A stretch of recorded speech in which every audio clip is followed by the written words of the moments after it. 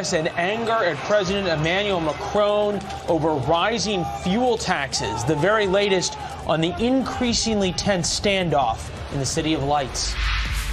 And this man says that he's talking about a plea deal with Robert Mueller's team in the Russia probe. So who is Jerome Corsi, and what is his connection to President Trump's longtime friend Roger Stone? We've got the answers.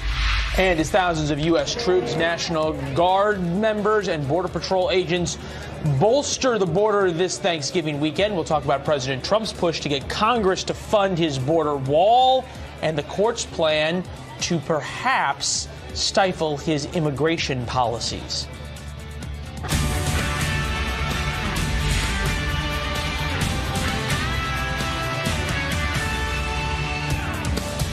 You recovered from Thanksgiving dinner yet? I have, and I actually spent part of Thanksgiving watching you on TV. So one would hope you'd have a little bit something better to do. Maybe a piece of turkey every time we said something funny. All right, America's News headquarters from Washington. Busy Saturday. I'm Leland Vittert. And I'm Kristen Fisher. Right now, police and protesters are clashing in the streets of Paris. This now on Saturday evening, 6 p.m. there over rising gas prices. And it is getting increasingly violent by the minute. The thousands have gathered, are airing their grievances with the French president and the rising gas taxes he's implemented as a part of his plan to reduce his country's dependence on fossil fuels and to fund renewable energy. Ryan Chilcote filing this from our European newsroom. Hi, Ryan. Hi, Leland. Yeah, the police estimate that about 80,000 people took to the streets in not just Paris, but in cities and towns right across France today. They're very easy to identify, to see. They're all wearing yellow, high-visibility vests, the ones that you actually are required to have in your car with you by French law. Now, why are they angry? Well, French President Emmanuel Macron plans to raise taxes on fuel next year. Those taxes would actually go into effect on January 1. What's the big deal? Well, I translated French fuel prices into dollars, and a gallon of diesel costs the equivalent of about $6.30. Most of that, of course, is tax. Now, if Macron gets his way, a gallon of diesel would rise by about 25 cents next year, after rising 30 cents a gallon this year because of tax. Now, he says these taxes are needed to discourage people from buying cars that contribute to climate change. But many French, particularly those outside of Paris and what they call the periphery, if you will, of France, say it's just too much. They need their cars to get to work, to get around, to go shopping, and this is really squeezing their finances. Macron, before this, was already battling a perception that he is out of touch with working class people. He's frequently called the president of the rich. So this doesn't help him. His approval rating stands at about 20% right now. That said, despite how dramatic that video is right there and how violent these protests have been today, there, with about 80,000 people, are significantly fewer people than were on the streets last weekend. This is the second weekend of protests when they had about 300,000 people out there. So, of course, Macron will be hoping this blows over. Leland? All right, Ryan, we'll continue to watch it as the rioters are still in the streets this Saturday evening. Thank you. Kristen? The special counsel, Robert Mueller, may be nearing another plea deal. Jerome Corsi, he's a conservative writer and associate of Roger Stone. He's confirmed that he's in the process of negotiating a plea deal with the special counsel's team. Corsi's being investigated over his connection to WikiLeaks, and he says that he's expecting to be indicted for perjury. Garrett Tenney is live with more. Hi, Garrett.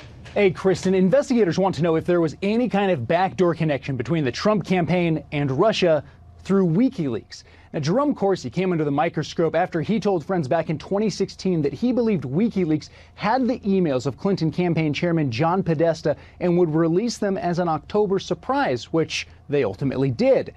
For the past 2 months, Corsi says he has cooperated with Mueller's team and denies he had a secret contact with WikiLeaks and acted as a middleman to share that information with longtime Trump advisor Roger Stone. But last week, Corsi said those negotiations blew up and that he now believes it was a perjury trap. It's like, at the end of 2 months, my mind was mush. Going over the same ground over and over again. I mean, I'm not going to tell the entire story tonight. Going to wait and see what this indictment looks like. But we did try to cooperate. On Friday, Corsi told the Associated Press that he is in plea talks with Mueller's team. Roger Stone has been a central figure in Mueller's probe of the WikiLeaks emails, and he has repeatedly said he expects to be indicted at some point. On Friday, he defended Corsi and again denied having any kind of secret connection to or contact with WikiLeaks. I have no idea what this is about, other than to say that the assertion that Jerry Corsi knew in advance that John Podesta's emails had been obtained and would be published would be news to me, because he never told me anything of the kind, and he never obviously passed on any such documents. Earlier this month, sources close to the president's legal team told Fox News the special counsel's probe is winding down and that the WikiLeaks issue is one of the final pieces in their investigation. Kristen? We've been hearing it's winding down for quite some time, Garrett. It's going on just over a year and a half, almost exactly. Garrett Tenney, thank you so much. You got it. All right, with that, we bring in former Deputy Assistant Attorney General Bob Driscoll. As Kristen points out, 18 months into the Mueller investigation, and all you got is Jerry Corsi on a possible plea deal for possibly lying to investigators? Yeah, well, I mean, I think that what opponents of the president would hope is that Corsi connects to Stone, connects to the campaign, connects to Russia somehow. And it's like a four-way bank shot. That's a lot of hopes 18 months in. Do investigations typically go on this long and move this slowly if there's really substantial evidence of wrongdoing? They can. I mean, a lot of particularly independent counsel investigations have taken a long time. A year and a half is not that long. I mean, I thought this was going to end last year, early in the year, and I was just dead wrong. So it does seem like it's coming down to the end. You know, the top of the pyramid would be Trump. He submitted his questions. It looks like it should be winding up. And unless we see, again, I've been saying this all along, unless we see more than we've seen publicly, and there's always the chance there's something out there we don't know about, none of this seems to connect to Trump-Russia collusion. Isn't this kind of going backwards? You know, they got Mike Flynn a while ago, and now all of a sudden you're coming back to Jerome Corsi, who, by his own admission, his brain is mush. That's not exactly a witness for the prosecution worthy of a Harrison Ford role. Well, and Corsi's got his own, I think, credibility issues. I think when you're referred to as conspiracy theorist as your title, that probably doesn't gain you many points in the credibility front. So I'm not sure how powerful a witness would be. And if you talk about what's Mueller's game here? What's he trying to do? Well, I think he's trying to wrap up any of the process crimes that he can find and probably get to the end of the day and write a report. And all these process crimes, you know, false statements to investigators, false statements to grand juries, and then, there were some serious charges brought against Manafort and Gates and those guys, but those were completely unrelated to Trump and Russia. Huh. All right. So where does this go from here? If you're Bob Mueller, if you're mapping this out, is this getting closer to the president and closer to the campaign, or is this getting farther away? Well, I mean, it's hard to know because you don't know what he's doing. I mean, I think the real question is whether there's any inner circle people left. I mean, the president can't be indicted while he's in office. We know that. So Mueller could write a report concerning the president, possibly make a referral to Congress, but that wouldn't go anywhere given the political situation. The real question, for me at least, is what's going to happen with Kushner and Don Jr. and those folks. Are they in the clear or not? And if it stops with what we've seen publicly, it just doesn't seem like there's a ton there related to the initial purpose of the probe. Not getting. But I mean, I think the real thing to pay attention to is whether there's any kind of people very close to the president that end up in Mueller's crosshairs before this ends. Yeah, we never really heard of Corsi as ever being very close to Kushner or to Don Jr., or certainly not to the now president. The link would be Roger Stone, and we saw Roger Stone's denial in there, saying that if Corsi's going to go tell Mueller a bunch of stuff, it's news to me because he never told me that. Doubt protest too much, or does that seem consistent?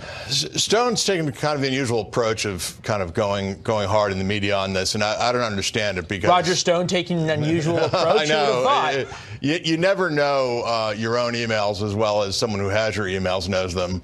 And so I think I generally tell clients not to rely on their memory. If someone else has got a bunch of emails, you want to see those emails and see. So I mean, if he's right, he's right, but they'll get proven soon enough. Well, it was interesting that in his text message statement that he sent out yesterday when the Corsi news broke, it was a Sherman-esque denial predicated by, to the best of my recollection. Right. I mean, so that goes to your point. I always say in any statement by lawyers or in a legal situation, look for the dependent clause. Yeah. The dependent clause tells you what's there. Tells you exactly what's happening. I noticed his other statement where he said there was no indication that Corsi had the documents and was planning to publish them. And so I think that, again, there are a few gaps there that would be explored. And maybe that's what Mueller's looking to exploit. All right, Bob Driscoll, who's been walking us through this for 18 months, and you'll probably have a few more months at it. We appreciate it, my friend. Thank you. Good to see you. All right, tomorrow, Fox News Sunday, Chris Wallace talks to Nebraska Republican Senator and member of the Judiciary Committee, Ben Sass, about the Russia probe. No doubt this will come up. Check your local listings for time and channel. And tomorrow, Howard Kurtz looks at the media coverage of all of this. Media Buzz, 11 a.m. Eastern tomorrow. President Trump is pushing back on a report in the Wall Street Journal that he's unhappy with Treasury Secretary Steve Mnuchin. Brian Yennis is in West Palm Beach, right by Mar-a-Lago, where President Trump has been spending the Thanksgiving holiday. Hi, Brian. Hi, Kristen. Well, look, the stock market had one of its worst weeks of the year. The Dow down 4.4%, the S&P 500 in correction territory down 10%. And so now the Wall Street Journal is reporting that the president is unhappy about the recent declines in the stock market and, in fact, is expressing more and more dissatisfaction with Treasury Secretary Steven Mnuchin. Fox and the Wall Street Journal share common ownership, and the Journal reports that Trump is blaming Mnuchin for the appointment of Jerome Powell as Federal Reserve Chairman. Trump is unhappy with Powell's decision to continue to raise interest rates. Trump has said many times publicly he thinks Powell is raising interest rates too quickly. In fact, he believes the interest rate hikes are the biggest threat to the economy, slowing down growth and spending.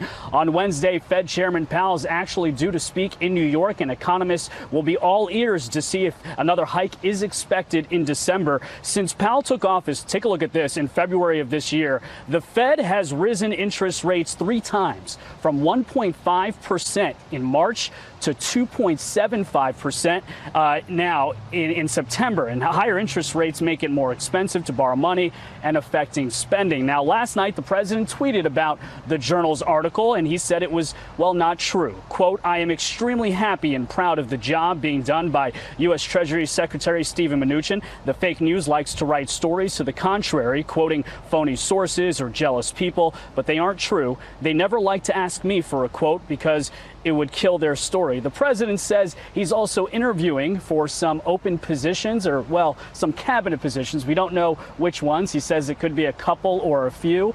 So more on that. You know, he's always good at leaving a teaser. And meanwhile, there's more and more conversation about the 6,000 or so migrants that are making up this caravan. Many of them are in Tijuana. The mayor of Tijuana is issuing a humanitarian crisis, and the U.S. troops are on the border right now, about 5,900 of them. They have put up some razor wire fencing, and they put up some barriers, and they are authorized to use lethal force, though they will not be in terms of using lethal force because they are unarmed. So there's that's happening. The president spoke about this on Thanksgiving Day, and he said, look, if this caravan doesn't get under control soon, he's thinking about shutting down the whole border.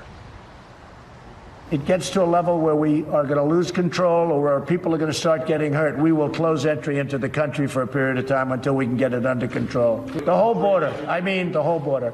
And Mexico will not be able to sell their cars into the United States, where they make so many cars at great benefit to them. Speaking of government shutdowns, or shutdowns in general, the president, Kristen, also threatening a government shutdown by early December if Republicans and Democrats can't come up with some $5 billion to fund that border wall. We've heard him threatening at least 5 times this year the same thing about shutting down the government over this border wall. We'll see if something can happen before January when Democrats take control. Yeah, we'll see. Brian Yennis, live near Mar-a-Lago. Brian, thanks so much.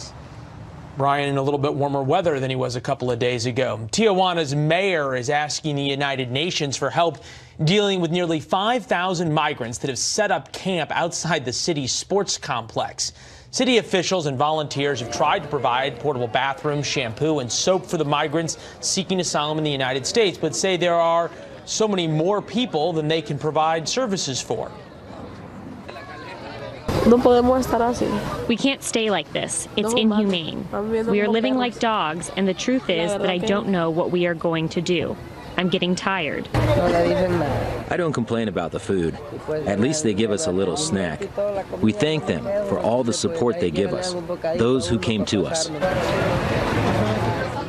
All right, Tijuana's mayor says he's turning to the UN because of the lack of federal support, meaning from the Mexican government, he has received to deal with the influx of migrants. So for more on the border battle, we bring in Wisconsin Congressman Sean Duffy. Congressman, thanks so much for coming on this holiday weekend. It's good to be with you. Thanks for having me on. Yeah, so I'd like to start with these nearly 6,000 active duty troops that have been deployed to the border. I know you're a big supporter of the president's immigration policies, but do you believe that deploying these 6,000 active duty troops, do you think that's really the best use of them? Well, first, I think we have to take a step back, and you see Mexico, which allows a free pass for Central American caravans to pass through Mexico and hopefully get into the United States of America. Well, because the president has now secured that part of the border where Tijuana and the caravan is now located, Mexico is having to deal with, these 5,000 migrants. And I think what you're seeing with the way the president's dealing with Mexico and the caravan is, one, the president says you're not going to come in, but by way of an orderly process, number one. And number two, if you can't control the caravan, we're going to shut down our border. So now Mexico can't deal with the United States in a carefree fashion. They have to actually deal with the immigration problem that we're facing at our border. And so I think the president has been smart in saying we are going to stop this caravan, which means we're not going to incentivize future caravans to come from Central America and think they get free pass through Mexico and into the United States. This is how you stop these crises at our borders. Right. But Congressman, I mean, closing down the entire border, is that even really realistic? And if so, how would you do it? Reagan did it in the past, and listen, it's an extreme measure, but I think the president's right. When you don't have borders, you don't have a country. And if Mexico doesn't cooperate, not only are we just going to deal with the migrants in the caravan who are at our border, we're going to deal with trade as well, and that'll be far more consequential for Mexico than it is for the United States. And so if we're going to deal with the crisis in Central America, it has to be both the United States and Mexico partnering together. But if Mexico thinks, again, they can just let people pass through their country and get access to the United States, they're going to have a rude awakening because Donald Trump isn't going to take it anymore. And frankly, the Congress, at least in the next month and several days that Republicans have control, we're going to continue to try to push border security funding so we don't have to have the troops at the border. We can actually have a secure border by way of a wall. But Congressman, as of now, we've got 5,600 active duty U.S. troops, about, I believe, 1,200 National Guards troops. They're there this holiday weekend. Back to my first question. I mean, do you personally believe that this is the best use of our active duty military on the southern border?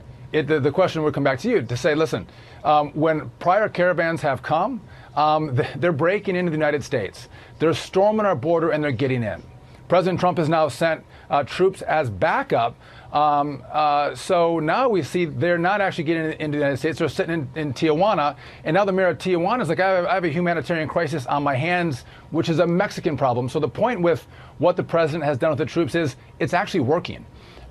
People can't get across our border unless we say you can come in. So the president's action is successful. And so I support that. So President Trump yesterday, he tweeted that Republicans and Democrats must come together on major border security package. He still wants funding for that wall. What do you think that's going to happen? I mean, is that really a possibility when this new Congress comes in? Yeah, so we have a partial government funding into next year, but this portion of government funding is only funded through December 7th. So we have a bill in the House that would give us $5 billion, which the president has requested to build a wall. The Senate has less than $2 billion. So we're going to have to try to come together and see if we can get that $5 billion for the president. The problem that we have isn't in the House. The Senate, you need 60 votes, which means you need nine Democrats and every single Republican to vote for this border wall. That's where the showdown is going to take place. And listen, the president is, I think, sick of dealing with an insecure border. He ran on it. He wants to secure it. And I think the threat is real that he may not sign a bill that doesn't give him the $5 billion to, again, build the wall and secure the border. So I can't tell you what's going to happen. But the problem, Kristen, is not in the House. It's in the Senate, just to be very clear on that. Congressman, I got to leave it there. I know most Americans are hoping that you all in this next Congress are able to push through some true, meaningful immigration reform. Best of luck to you, and thanks for coming on. Thank you. Have a good day. Leland. All right, as thousands of U.S. troops spend Thanksgiving weekend on the U.S.-Mexico border, we'll have more on the president's push to change the immigration laws. Talk a little bit more about his plan to build the wall. Plus, bargain hunters battle to claim the best deals at stores big and small, as well as online. But will it be enough to help some struggling retailers? These people peaceful while they try for their bargains. And rain in California complicating the search for bodies after those deadly wildfires.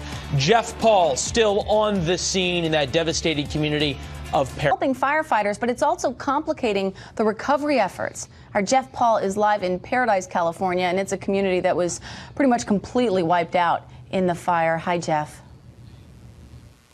Hi, Kristen, and the rain has really started to taper off, fortunately, for search and recovery crews as they continue to work around the clock. It's going to let them work a lot faster to get this community back on its feet on our way into town. And we saw a lot of utility trucks and fire trucks coming into town, hundreds of people helping this community recover. Now, for the first time in days, the death toll did not rise. It currently stands at 84, but the number of people considered unaccounted for, that number is going down, where it sits at 475 people.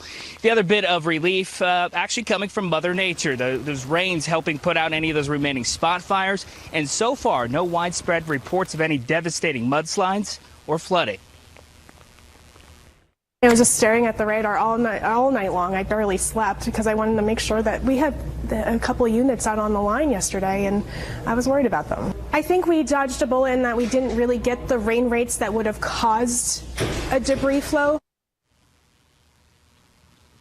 Now, the focus in the coming days, or at least especially today, will be to make this area safer for people to start to come back and assess those damages. There are talks of allowing more people back into those evacuated areas, but it's going to take a long time. Nearly 14,000 homes destroyed, just like the one behind us, and several other businesses. Kristen? Yeah, and your heart just goes out to all those folks who are now without a home over the Thanksgiving weekend. Jeff Paul, thanks so much. And so many still missing as well. The latest National Climate Assessment report published earlier this week indicates global temperatures are on the rise again. Ellison Barber looking into the report, and you don't say there's some political implications to it, too. Right. So this is an enormous report. And the big takeaway here is they say that climate change is negatively impacting the United States now more than ever. And this is according to the latest National Climate Assessment. The report found that many extreme weather and climate related events have already become more frequent, intense and widespread. Officials say they expect many of those events to continue to increase or worsen. Global average temperature is much higher and is rising more rapidly than anything modern civilization has experienced. And this warming trend can only be explained by human activities, especially emissions of greenhouse gases into the atmosphere. If there is not substantial and sustained global mitigation and regional adaptation efforts, the report warns climate change is expected to cause growing losses to American infrastructure and property and impede the rate of economic growth over this century. The report is over 1,600 pages. It looks at the impacts of climate change now and in the future. It says some aspects of our economy could see some improvement in a warmer world, but longer term, they say it's going to hurt the U.S. economy. This sort of assessment is released every 4 years. It's mandated by Congress in the Global Change Research Act of 1990. 13 federal agencies are part of the group that worked on this. The Trump administration released it, though the report seems to contradict some of the president's views on climate change. Is it possible that climate change is a real issue here? Well, we'll be looking at everything. I mean, it is land management and it's forest management really is what you mean. But we're going to be looking at every factor, and we're going to get to the bottom of it. Economies and industries that are said to be particularly at risk are things like agriculture, tourism, fisheries. Leland, this just came out on Friday, so I expect we'll probably get more reaction from Capitol Hill, particularly from Republicans as we move ahead. Well, and from Democrats as well, as they take over Congress come January. They say that climate change can be a big part of their platform, especially the more progressive part of the Democratic Party. Ellison Barber with this. Ellison, thanks. Kristen? Well, these are live images of protests in Paris as confrontations with police turn violent, why demonstrators are blaming the French president for high gas prices. Plus, President Trump calling for bipartisan support on the border wall, how his call for unity is being received.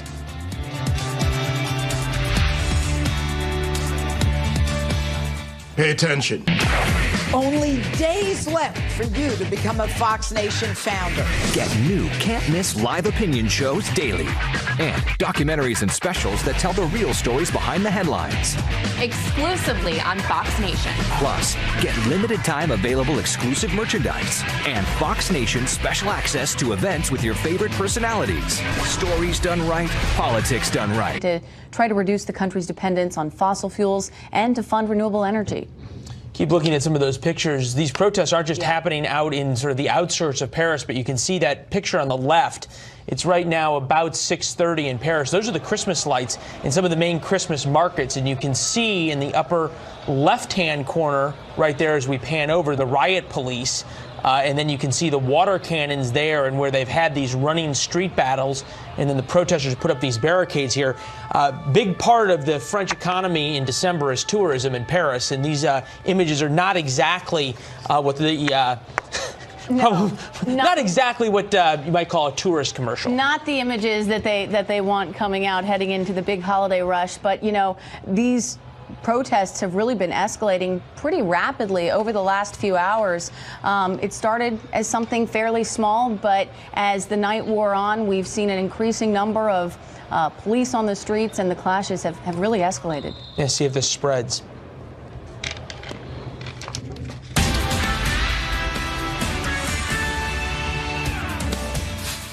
With nearly 6,000 U.S. troops deployed to the southern border, President Trump now calling on bipartisan support to fund his border wall. Talk Radio host Michael Coolidge joining us now to discuss the future of the wall and the deployment on the border. Michael, good to see you as always.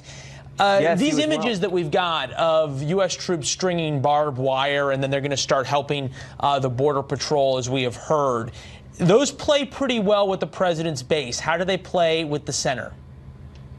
Well, I think that when you see troops guarding the border and on an issue that the president really won the election on in 2016, it shows that he is trying to do everything he can to secure the border. He's not probably going to get help with Congress as far as funding it goes. But these troops, you know, a lot of people have complained they don't want troops away from their families for the holidays, and no one does. However, when you sign up to join the military, you raise your right hand. Sometimes you go places you don't want to go, and sometimes you have to do things you don't want to do. And a lot of times, some of those memories you make on holidays deployed somewhere are really, really something else. Interesting perspective there. I guess the other question would be is that does this in some way strengthen the president's hand and Republicans' hand as we head towards this December 7th deadline of funding the government and Republicans trying to get the president some money for his wall? I think so. What would really strengthen his hand, and he shouldn't do this because it would strengthen his hand, he should do it because it's the right thing to do, is to visit the troops on the border. He should, anytime the commander-in-chief, especially the commander-in-chief who made the decision to send troops somewhere, actually visits them, it goes a long way for morale. I know I was deployed in 2002, 2003, and I had gotten back to the States from Operation Iraqi Freedom before President Bush went over there and surprised the troops on Thanksgiving. And I have a lot of friends who were there who said it went a long way towards morale. I think that's what he should do. Interesting that you bring this up at a time when President Trump's gotten a lot of heat for not visiting U.S. troops in war zones. Yes, and fair again, criticism? because he made this decision.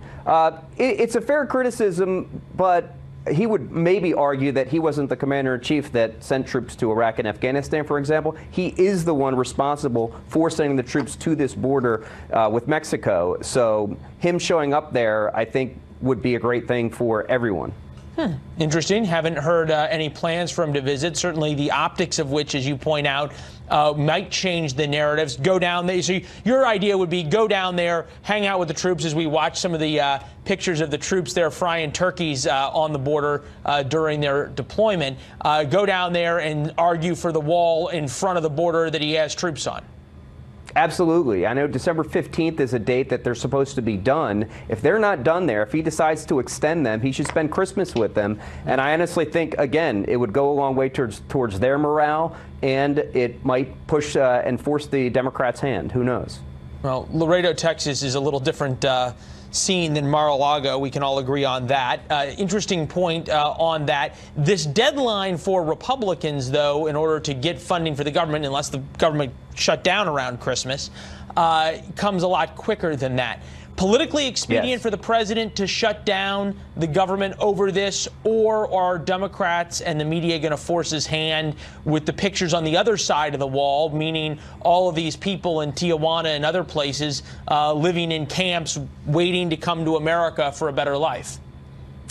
Yeah, I'm not a big fan of lame duck legislating, but if he doesn't do something, if the border isn't funded before December 7th, we're going to have to wait and probably till the next decade until there's another opportunity for this. So shutting down the government might be the only way for President Trump to fund the border. All right, Mr. Coolidge, we appreciate your insights. Joining us, I believe they're from Chicago, the Windy City, where it's a little cold behind you on the bridge, but it's nice to see you as always. You as well. All right, all the best. Kristen? One U.S. service member was killed in Afghanistan today, but details on the soldier's identity and the exact time and place of death have not been released. An Afghan official confirmed that 2 Afghan soldiers were also killed in a separate incident where their helicopter made an emergency landing in the southern Kandahar province. They reported that the landing was due to a technical problem, but the Taliban are claiming responsibility for shooting that helicopter down.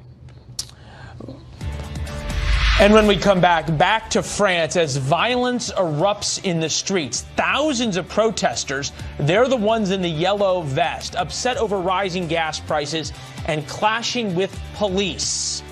Where this heads from here on Saturday night in Paris.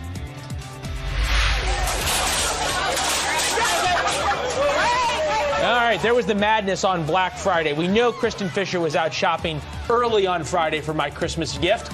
More deals to come on Cyber Monday, how retailers are keeping up this holiday season, and what the early numbers mean for the U.S. economy. Tennessee, but many mom and pop shops are counting on Small Business Saturday today to draw consumers to their doors. So joining us now is the Director of Retail and Consumer Insights at the National Retail Federation, Catherine Cullen. Catherine, thanks for coming in on Small Business Saturday. Thanks for having me. You know, in researching this segment, I realized that I'd forgotten that this was actually started about 9 years ago by American Express. And since then, I mean, it's really become a pretty popular day. Why do you think it's caught on? As you mentioned, it's become really popular. You know, of the consumers, the millions of consumers who are out shopping today, about 8 in 10 plan to shop specifically to support their small businesses. And I think a lot of that has to do with people want to support their local communities. They like the connection to those small retailers. And a lot of these small retailers really focus on family events around Small Business Saturday. So you have family in town, you want to get out of the house, you can, you know, go have some fun in your local community and, of course, do some shopping. And, you know, sort of in this age of Amazon, this is the exact opposite of that. And so how are these smaller mom and pop shops, we've heard so many bad things that it's tough to compete. How are they doing in this new era? Well, we're really seeing the convergence of digital and physical across all shopping today. But the important thing to remember is a lot of these small business retailers are also online businesses. You know, it's not just limited to the big guys. They are opening online sites, either in addition to their physical stores. They're connecting with their consumers on social. And so is it working? It is. We are seeing a lot of the small businesses we represent really getting out, connecting with their customers on Instagram, on Facebook. As because we saw from the numbers, people are excited about this event. They want to support small businesses, and they're able to do that. Are there particular cities where it's bigger in than others? We see it sort of across the board, really. Everywhere from sort of upstate New York to Texas to Southern California, across the country, we really see this taking off. I want to get into the Trump administration's tariffs just a little bit, because I know this is going to impact retailers, especially those mom and pop retailers all over the country. 25% tariff is going to be going into effect in January. How are they dealing with this? What are they doing now to try to offset those costs? Well, the good news is that we don't expect tariffs to impact the holiday season. We know retailers of all sizes have been stocking up on their inventory and getting ready. They know this is a big time of year. They know these tariffs have been coming. So for the holiday season overall, we do expect retailers of all sizes to be able to, manage their inventory, manage the tariffs, and really be able to finish the year out strongly. But as you mentioned, it is definitely a concern. We've talked to some small business retailers, who are seeing an impact, who are, hopeful that things will work out and they won't see those 25% increases. But, that's definitely something that's in the horizon for 2019. And I've heard of some retailers even stocking up on their inventory early before these tariffs go into effect. One more question, and it's coming from my co-anchor, but I think it's a big one that a lot of folks have. Your inbox just gets a ton of emails from retailers around this time of year. How do you know if you're getting the actual best deal? I mean, there's so much. You hear this is the deal of the year, the deal of the year. How do you know if you're actually getting the best one? Well, historically, we know this is one of the best times of the year to find those deals. So I think we can trust they're going to see some of the best deals and promotions. Trust the retailers. Well, trust historically. But I would say, mark the items you really want to get, especially technology items or apparel. This is the time of the year you're going to see some of the best deals on those items and on toys. Really watch what people are putting out. That's what we tell people. Just do your research. Do your research. That's good advice in all walks of life. Did you get the answer you were looking for, Leland? Nope. He wants a fact check on all emails that come in. I don't think it's going to happen. But I just want to Colin, guarantee. Thank you so much. Thank you very much. You bet. Leland. I'm still thinking about what I'm going to get you for Christmas. All right, coming up, millions of Americans on the move this holiday weekend. Jackie Heinrich at one of the busiest airports in the country. Don't you wish we were there with you? Hi, Jackie.